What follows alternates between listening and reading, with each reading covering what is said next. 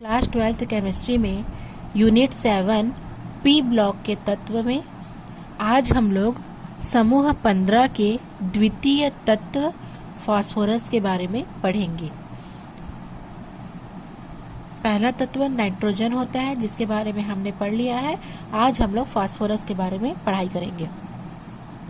तो फास्फोरस का संकेत होता है P, परमाणु क्रमांक होता है 15, अणु सूत्र P4, परमाणु भार 31, खोज रॉबर्ट ब्रायल सन 1681 में, ऑक्सीकरण संख्या -3 +3 +5, इलेक्ट्रॉनिक विन्यास 285 या 3s2 3p3। चाहो तो इस प्रकार से भी लिख सकते हैं 1s2 2s2 2p6 3s2 और 3p3। इस प्रकार से भी आप लोग लिख सकते हैं, इस तरीके से भी लिख सकते हैं। जो भी आपको सरल लगे आप उस तरीके से इलेक्ट्रॉनिक विन्यास ज्ञात कर सकते हैं। फास्फोरस क्या होता है? फास्फोरस एक अत्यंत क्रियाशील तत्व होता है और उसके कारण ये प्रकृति में मुक्त अवस्था में नहीं पाया जाता, बल्कि संयुक्त अवस्था में प्रकृति में विद्यमान होता है।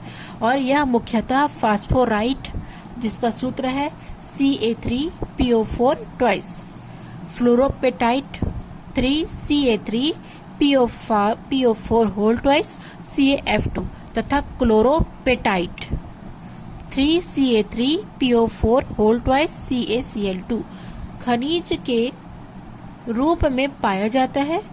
एवं फास्फोरस प्राणियों की हड्डियों में, दांतों में और पौधों के लिए अत्यंत आवश्यक अवयव के रूप में होता है।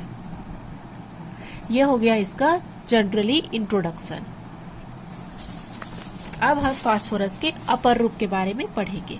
ठीक है, फास्फोरस के अपर रूप किसी तत्व के भिन्न क्रिस्टली रूपों को हम अपर रूप कहेंगे। ठीक है, प्रकृति में जैसे कोई भी तत्व है उनके जो भिन्न क्रिस्टली रूप होता है उसे ही हम अपर रूप कहेंगे।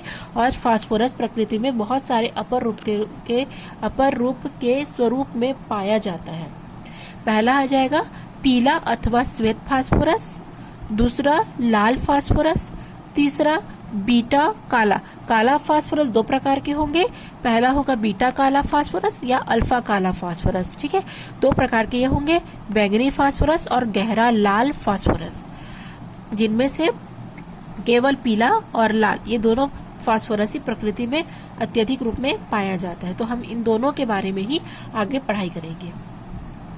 श्वेत और लाल फास्फोरस ही मुख्य रूप से प्रकृति में पाए जाते हैं। बाकी जो बैंगनी फास्फोरस है, बीटा अल्फा काला फास्फोरस, गहरा रंग लाल फास्फोरस है, ये प्रकृति में उतने अच्छे तरीके से नहीं पाए जाते हैं जितना श्वेत और लाल फास्फोरस पाया जाता है। तो चलिए सबसे पहले हम पीला या श्वेत फास्फोरस के बारे में पढ़ेंगे।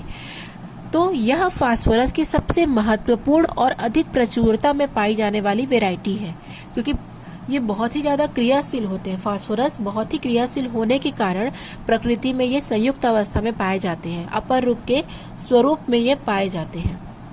तो सबसे बहुत महत्वपूर्ण और प्रचुरता में पाए जाने वाला वेराइटी है। इसे रिटॉर्ट या विद्युत भट्ठी विधि से बनाया जाता है। इसकी परमाणुकता 4 होती है। यह P4 के रूप में ही प्रदर्शित किया जाता है और इसकी आकृति इस प्रकार से आप देख सकते हैं। इसकी आकृति चतुष्फलकीय प्रकार की होती है। ठीक है, यह सफेद रंग का होता है और मोम जैसे कोमल ठोस होता है। इसमें से लहसुन जैसे महक आती है। अगर आपके पास श्वेत फास्फोरस हो या पीला फास्फोरस है लैब वगैरह में, तो आप देख सकते हो उसमें हल्के से लहसुन की महक आएगी और वो चतुष्फलकीय होगा और ये एकदम मोम जैसे कोमल होगा। आसानी से चाकू से सरलता से काटा जा सकेगा।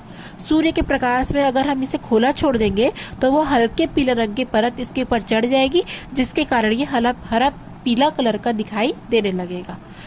ठीक है, इसी कारण इसे पीला या श्वेत फास्फोरस कहा जाता है, क्योंकि अगर इसे प्रकृति में हम खुला छोड़ देते हैं तो ये हल्के पीले रंग का परत चढ़ जाता है इसके ऊपर, जिसके कारण इसे हम पीला फास्फोरस भी कहते हैं।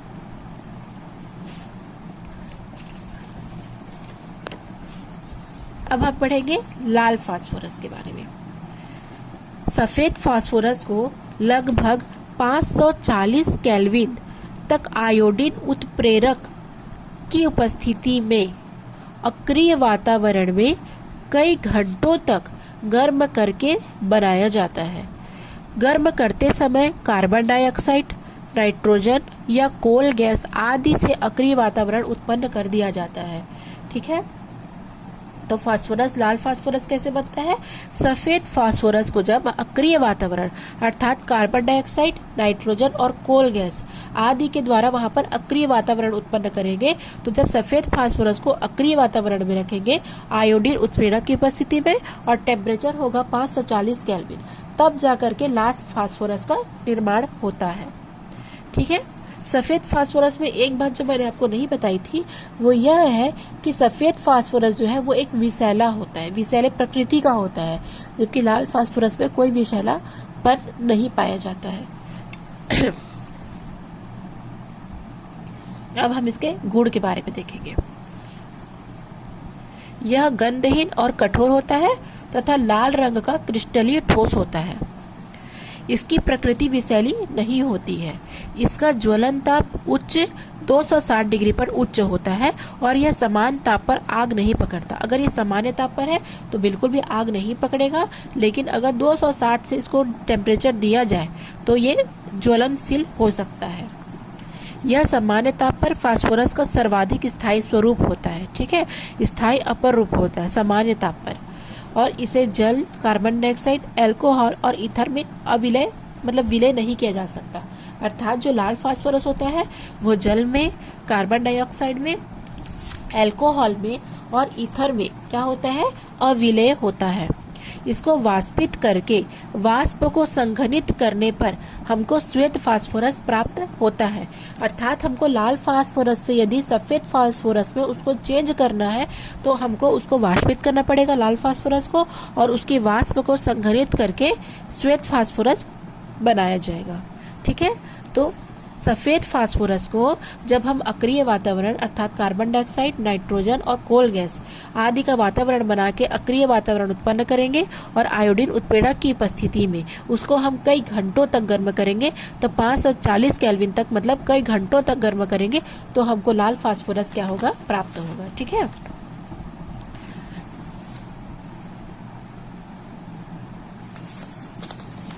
अब हम लाल फास्फोरस की संरचना देख लेते हैं। ठीक है, ये आप संरचना देख रहे हैं लाल फास्फोरस की। ये जो संरचना है ये क्या है? चतुष्फलक है और उसकी पुनरावृत्ति हुई है, अर्थात एक बहुलक का निर्माण करते हैं। ये एक बहुलक की समान संरचना है। ठीक है, और यहाँ पर एक दूसरे से जुड़ी हुई श्रृंखलाएं बन रही हैं, और इस बहुलक के समान यह जुड़ी हुई श्रृंखला होने के कारण ये सफेद फास्फोरस की तुलना में क्या होता है? बहुत कम अभिक्रियाशील होता है। सफेद फास्फोरस में हमने देखा था केवल एक चतुष्फलकीय स्ट्रक्चर बना था, लेकिन इसमें बहुलक के समान अर्थात एक से दूसरा, दूसरा से तीसरा पूरा ज्वाइंट स्ट्रक्चर बना है। इस कारण ये सफेद फास्फोरस की तुलना में बहुत ही कम क्या होता है? अभिक्रियाशील होता है। अब हम इसमें अंतर पढ़ लेंगे। एग्जाम में अगर पूछा जाए सफेद और लाल फास्फोरस के गुणों की तुलना कीजिए तो आपको किस प्रकार से करनी है? गुण सफेद फास्फोरस, लाल फास्फोरस। पहला है भौतिक अवस्था। तो जो सफेद फास्फोरस होता है वो नरम ठोस होता है।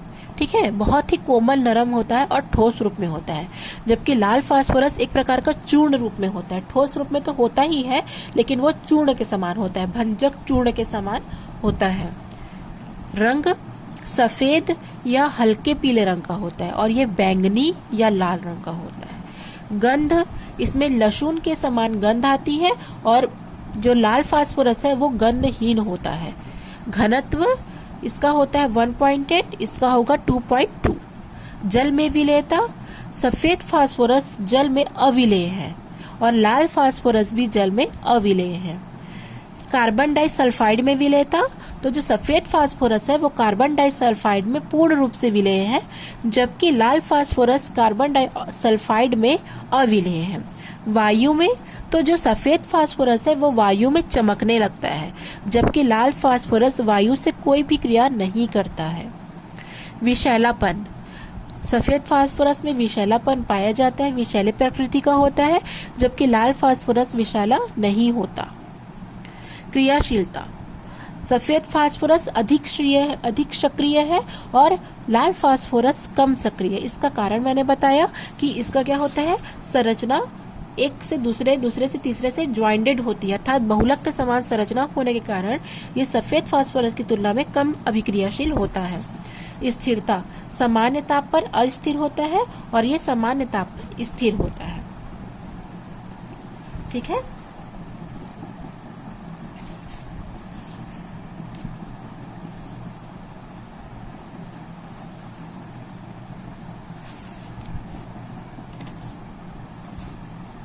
अब हम काला फास्फोरस के बारे में थोड़ा सा पढ़ाई कर लेंगे। काला फास्फोरस दो रूपों में पाया जाता है, एक अल्फा काला फास्फोरस, एक बीटा काला फास्फोरस। गुण क्या हो जाएंगे, लाल फास्फोरस को 803 केल्विन ताप पर अगर बंद नली में गर्म किया जाता है तो अल्फा काला फास्फोरस प्राप्त होता है। लाल फास्फोरस को अगर 803 केल्विन टेम्परेचर पर एक बंद नली में गर्म करेंगे तो हमको अल्फा काला फास्फोरस प्राप्त होगा। इसमें धात्विक चमक पाई जाती है और इसे हम वायु में ऊर्ध्वपातित कर सकते हैं, अर्थात ऊर्ध्वपातन की प्रक्रिया इसमें संभव होती है। यह कार्बन डाइसल्फाइड में अविलेय है, यह विद्युत का चालक होता है और यह 400 डिग्री सेंटीग्रेड ताप पर नहीं जलता है। ठीक है। अब हम पढ़ेंगे फास्फोरस के उपयोग, कौन कौन से उपयोग में फास्फोरस लाए जाते हैं।